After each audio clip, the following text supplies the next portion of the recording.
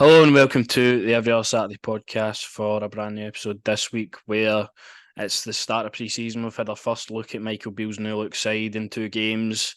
We've just learned our UCL opponents as well for the third qualifying round. Serviette or KRC Genk from Belgium. So tough teams. We'll talk about a bit about them. Don't know too much about Serviette apart from they're for Switzerland. To be honest, that's probably the favourable tie for us if we could. But it's looking like Genk are the stronger side, finishing second in the Belgian Pro League last season. So we'll talk about that. We'll talk about the two games, as we said, the transfer rumours that are still up in the air and hopefully looking to be done pretty soon. We've got some good news, obviously, on that over the past weekend. So, as always, if you'd like, subscribe, share, very appreciated. And so first we'll go on to the Champions League draw just done. We're going to be at home first. I was watching the draw. I was anticipating. I was like, right, just put us away first. Let us go at home second round, just batter the team. But we're at home first. We've got it all to do. Against Serviette or Genk. I think they play this week, so we'll find out who that is pretty soon. Genk, obviously, last season, as I said, second in the Belgian Pro League. The way that league works is really weird, that it gets split up into two. It's a bit strange, obviously, that ours gets split up into two halves as well, but it's really weird how it works out. They just lost out to the league title, I believe, in the last minute of the game. Toby Alderweireld popped up with a header and Royal Antwerp won the league. But a stat I seen, just as people were talking about the draw, Genk last season, I think out of 22 games, they won 19 with Paul Onuachu, who then went to Southampton and they get relegated, obviously. So with him in their side, they won 19 out of 22 games, and then as soon as he left, they only won 6 after that. So interesting stat to look at. But obviously, you like a player for there, Mike Tressor. Last season, he was just on fire. I think it was like what 4 million assists or something. Might be a bit of exaggeration, but I think he had like over 20 assists in the league and double figures in goals. So he could definitely be a danger man now. Definitely, somebody that we need to watch out for. But all around, mate, I think they're a decent wee team. I just seen they beat Burnley 2-0 in a friendly as well, so tells you their levels. Obviously, competing against Burnley, just getting promoted as well. So, but no, I'm actually more concerned about that Swedish mob. To be fair, I was having a wee look through and just seeing that obviously I think they're unbeaten in their pre-season, and they just won their first league game. Obviously going into this year, so if anything, I wouldn't want to be just focusing on the Belgian mob. I really, I don't know. I obviously do feel we could probably do the job against the two of them, but it's going to be difficult ties. But I'd be Aye. concerned with playing that Swedish mob away in the second leg. Really, if it's level, do you know what I mean? For the first leg, but hopefully not. Hopefully we put 3 or 4 past them. But I am just a bit more concerned with that Swedish mob, maybe. Well, it's going to need a strong performance regardless of who we play at home, because I mean you're looking at going away second leg, looking to get into the playoff round. You don't really want to be going over there with a small Aye, margin, a draw, or even a defeat. So absolutely not. two teams are tricky. I think all the teams in the draw that we could have got are tricky as well. There's positives and negatives towards it, but as you say, the Swiss League started. They've got a win on the board, so they're going to be up and running with their season as well. So they're going to be about a couple of weeks ahead of us. So I think either game is going to be hard, especially at this level as well. It's going to be tough to see to see out the games. Obviously, we've seen last season with USG for Belgium. We go away for home, we get beat, and then Not to obviously we forget about come that. back in and at Ibrox and we win the game. So these games can take twists and turns. You never know with these sides, but Genk definitely looking the stronger out of the two. You would expect them, if all goes to plan, they would be your opponents. But again, I can't write off Serviette, and we'll see what happens in their ties in the coming week. But definitely want to keep an eye on, as I've had it pretty much confirmed in the Dutch media that Rangers are really, really close to getting this guy in. Mm. Reports suggesting a fee close to €7 million. I read that he could possibly be the highest earner at the club as well, on 39 grand a week. So Rangers have went balls to the wall for this guy. The board have basically went, right, Michael Beale, what do you want? and we've put 4 offers in for this guy. We've not settled, and we look to be taking Feyenoord's second striker off them.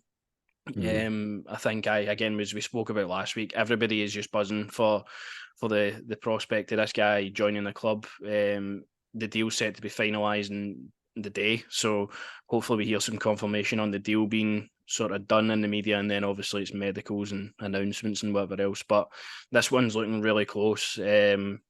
I thought after the third bid, there was media out in Scotland saying it's done, it'll be close to signing. Then there was obviously the Dutch media close to Feyenoord and their president saying they've rejected the bid, they're not looking to sell him. And then obviously we've came back in. Michael Beale at the game as well said it's somewhere in the middle between the bid being accepted and rejected. So I think negotiations were happening at that time, and it looks to be that Danilo is going to be Rangers' brand new forward.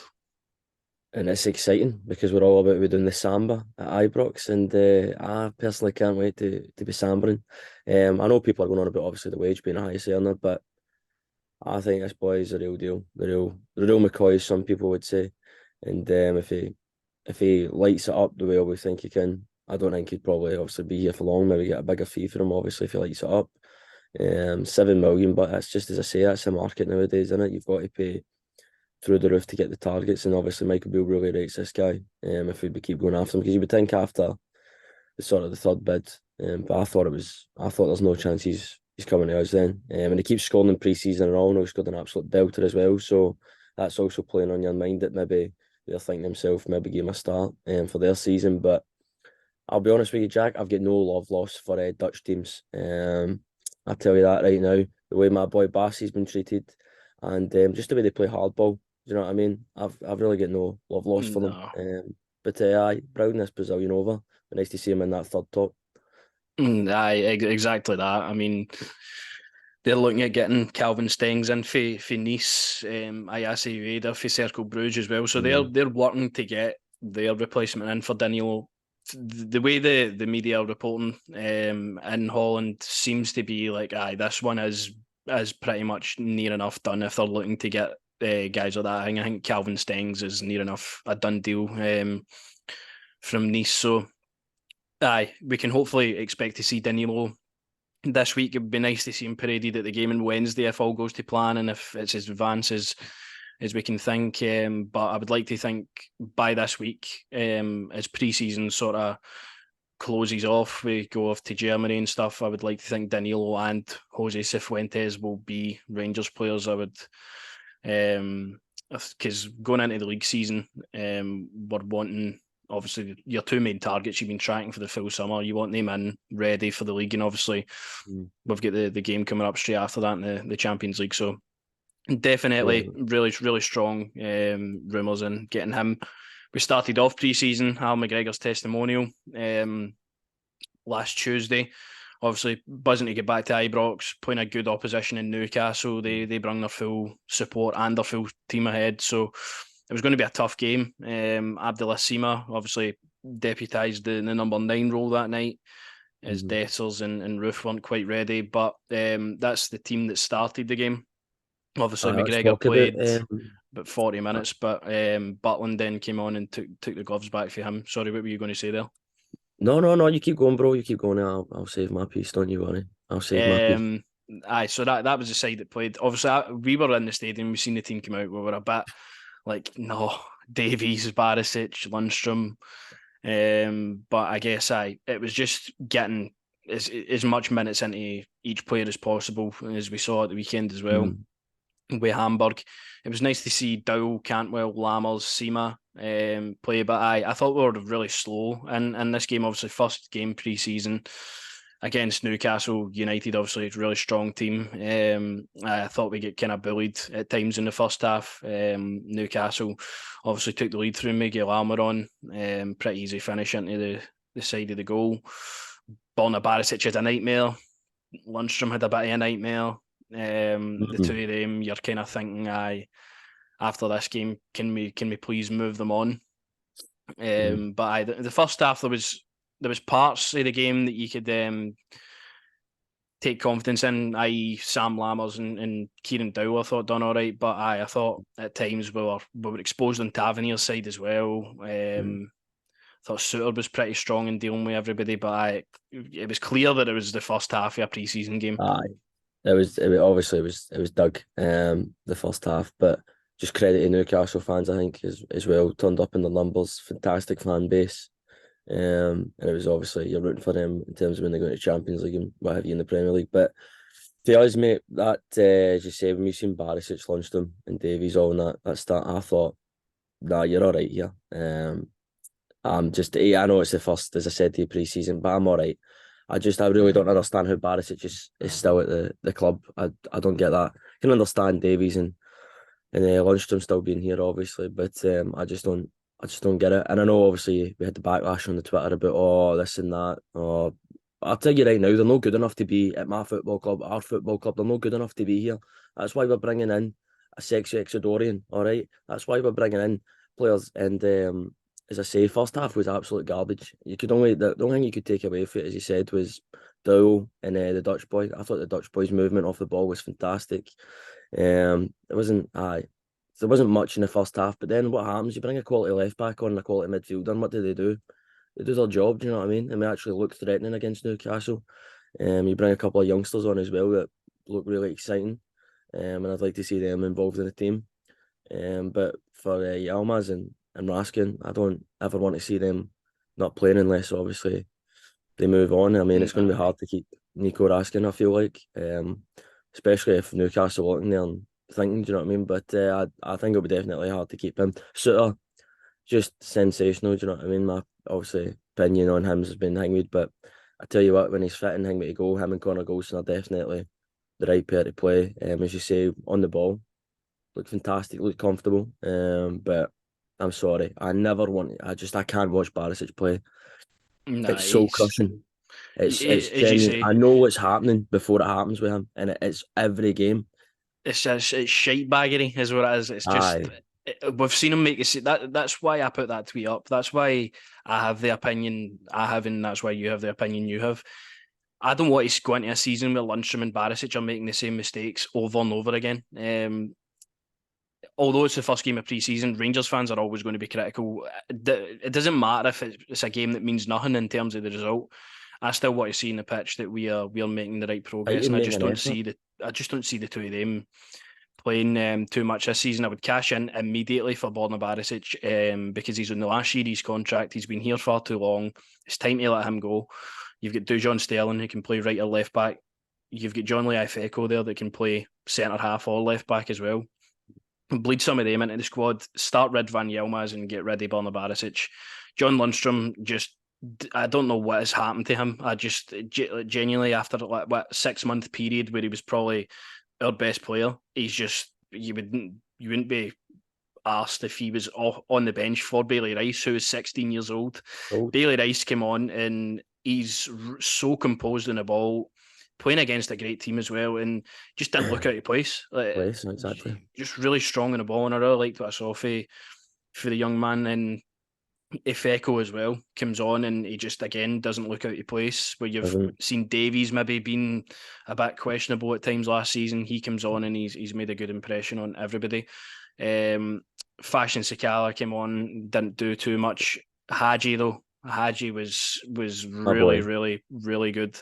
I think playing just further back, maybe I think Kieran Dowell and Hadji kind of will have the same role in this team where they'll need to work hard, but they'll also be the creative output when either Lundstram, Jack, Cifuentes, Raskin, whoever plays in the middle of the park. I think they'll be the two that will be looking to create alongside obviously Todd Cantwell, but Hadji playing a lot deeper, not part of the front three, part of the midfield, I thought was excellent. And I had my question marks over where he would fit into this team. Now I don't want to let him go because I'm like, right, it's a different player when you play him there.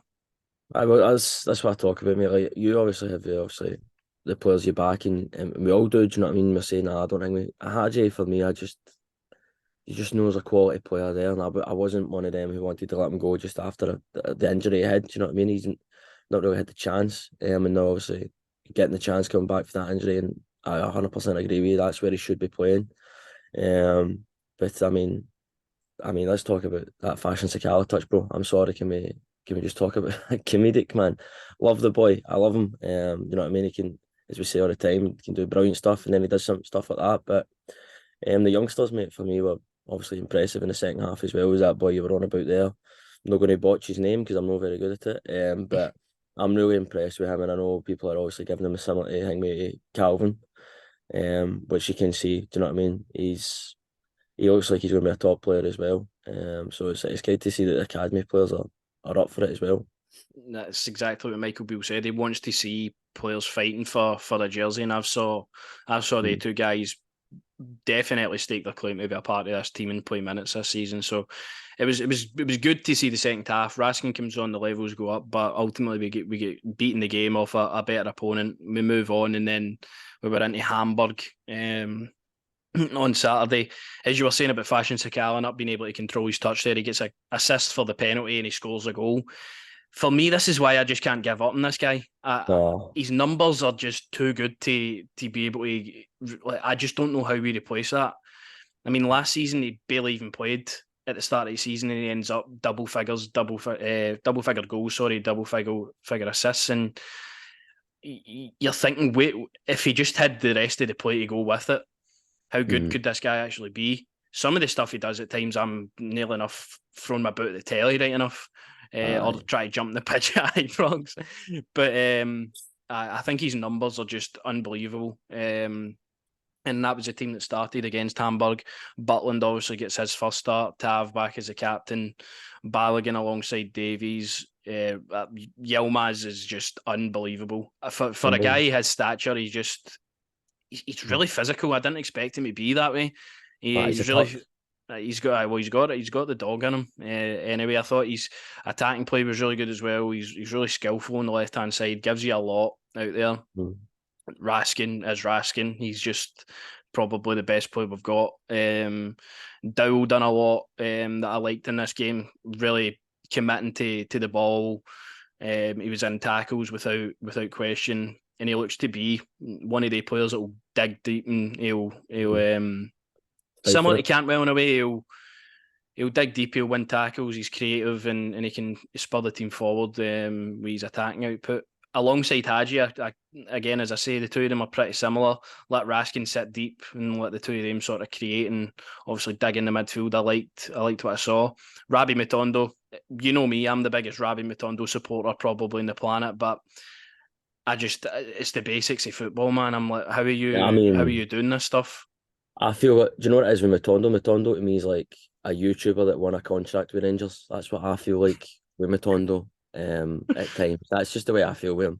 Do you know what I mean? You try and back the guy, but as I say, it's for me, it's time to, it's like, it's time for me to move. It's just not worked out. Like, no. I was expecting, obviously, this season, pre-season, he goes hard. Michael Beale and the management team work on his one-to-one play, because as you see that touch in the front of the goal, he should be scoring that. Like, that should be a goal. And he's fluffed the touch, and I think it's all in Matondo's head. It's all. I just think the jersey's too big for him. We've seen him play with other teams before, and he's obviously done well. I just don't think it's going to happen at Rangers, personally.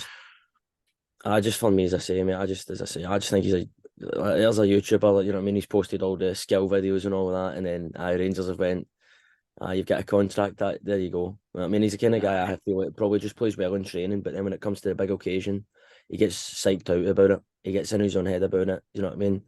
So I think probably best also to move the boy on, but you're probably going to keep him, aren't you, in terms of maybe that Scott Wright role this season, maybe in terms of coming on and off the bench and just getting maybe the last 20 minutes.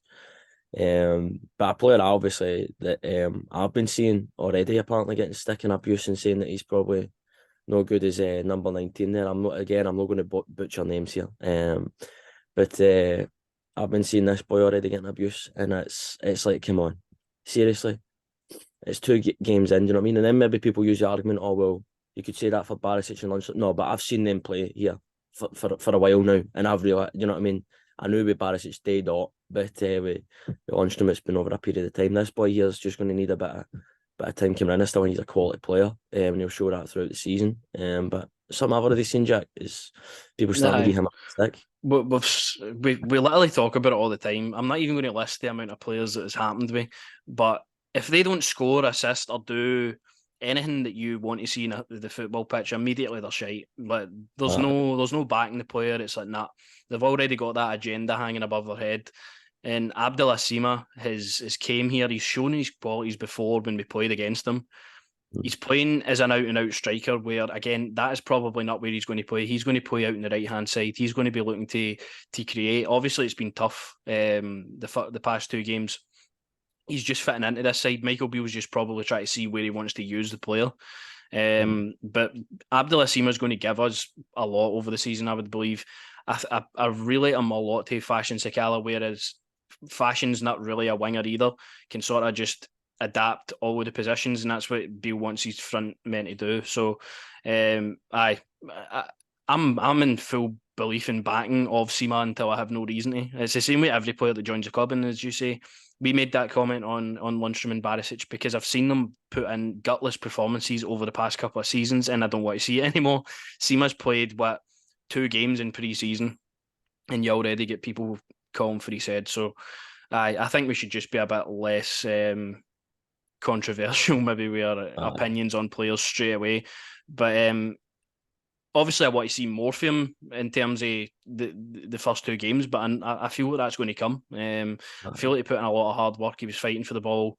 Again, it just wasn't coming off to the best of his abilities. He had a couple of chances in front of goal, as did Hadji in this game, where he probably should have scored. But I think, in due course, I think we'll see the best for Abdullah Sima. Obviously, Cyril Dessers made his debut as well. Didn't see too much of the second half because I was away seeing Oppenheimer, but I seen as much as I could. Dessers came on. He looks like a guy who has definitely got a bit of pace behind him. He's got the power. He can link play well. He's dropping deep. Probably should have scored. He had an open net. It was probably just the way it came to him. He skied it, but I think plenty more to come for Cyril Dessers, and I would like to see him probably start on Wednesday. Kemal Roof obviously back in action as well. Looked sharp, looked good on the ball. Again, another option for us going forward, as is Tom Lawrence. Tom Lawrence, really, really good to see him back in the pitch. It's been a terrible start to his Rangers career. I mean, a year out after. I mean, you look at some of the teams we were fielding last season. He could have been key for us, and his injury's definitely been a miss. So getting him back up to speed is going to be fantastic as well. And the rest of the players that come on, Lammers, I'm really, really liking him. I think he's really technical for a big guy. It seems to be he is. If we didn't sign Tillman, Lammers is going to be that guy now. He's going to be playing in behind. He's going to be playing sort of centrally, and some of his footwork, some of his skill is out of this world. So looking forward to seeing more of him. And Ifeko and Rice again coming on, making 2 really strong impressions on Michael Beale anyway. So all around, I mean, obviously Fashion Sakala gets the assist for the penalty in the goal. Typical Sakala goal. Does he ever get a shot clean on? It's always like a deflection or something. But again, he scored. He's got that assist for the penalty as well. As we said, like this guy, he's like 1 minute you're like, nah, we'll take 4 million from the next year. Like, I mean, he contributes all the time. It's like absolutely. As I say, it's obviously because of the open net chances against Celtic, where you're just like, nah, it's time to go. But as you say, with the numbers, something I want to talk about as well, we never talked about with the Newcastle game. What was that song for the build up before the game?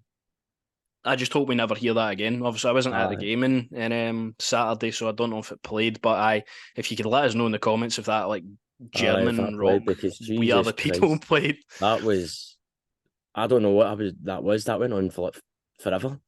I know, and the game didn't even start at the right time as well. It was a bit of a disaster on that part, but I think I saw good combinations of play here in the Hamburg game. I saw one really, really strong combination for goalkeeper to defence to midfield into attack, and then it got back to Lundstram, and then he passed the ball out the pitch. It's stuff like that where you just going to back him, just going to back John Lundstram. It's just stuff like that where you see it and you're like, how are you making those mistakes? and a good passage of play. So aye, I saw stuff I liked, I saw stuff I didn't like, and Michael Beale's probably got an idea who's going to be here and who's not going to be here, because he said in the pre-match for this game, this is players' opportunity to go and stake a claim for a shirt now, because obviously it's coming up to the all-important game against Kilmarnock and the Champions League games after that, so it's really going to kick into a full gear now. So with Danilo and Cifuentes hopefully add into that as well, it's going to be, again, probably time for some people to leave the club. Michael Beale's got the idea of that now, and I totally back him on what he's going to do. But after the game, this is Ibrox podcast put out a tweet from the press conference with Michael Beale saying, Cifuentes, what's the deal? Could he be in before Kelly? And he said he's quietly confident. So this guy is just... I just can't stop thinking about what he's going to do in midfield. I can't stop thinking about a possibility where he is playing alongside Raskin, Cantwell, Dowell, Hadji. I'll have to say Lundstrom, Jack. There's really so much positivity around this guy, and I feel that it's just... Obviously, he's going to be a Rangers player. We've found out as well. He's signed the pre-contract. He will be a Rangers player. It's just a matter of when. If he's in for Kelly, I mean, that's a huge boost to the team. It's a massive boost, and sorry, you put that picture up, and all I could think about is what's he going to look like when he's got the blue jersey on, and then he's but that, I mean, that we never got to talk about, but that third top, mate, is just sensational. I'm now so happy to know, obviously he's in the door, but it's now just a case of getting him in before or just having to wait to get him in. But either way, he's going to be exciting to watch. Nah, he's going to be exciting. We've obviously talked about him for ongoing about a month and a half now. It feels like this one is definitely coming to a close, and it's been a kind of packed episode. Obviously 2 games to go over, the draw, transfers and stuff. So hopefully as we do the next episode, we've also got another 2 games to look at. Obviously Olympiacos on Wednesday, but the tough game, that Olympiacos, decent side, and then we go off to Germany and play Hertha Berlin. So a lot happening, and then it's full steam ahead for there, and it's back into the business. We need to be ready for which is going to be a massive season for us. So if you did enjoy the episode, like, subscribe and share, and we'll be back next week with more to talk about.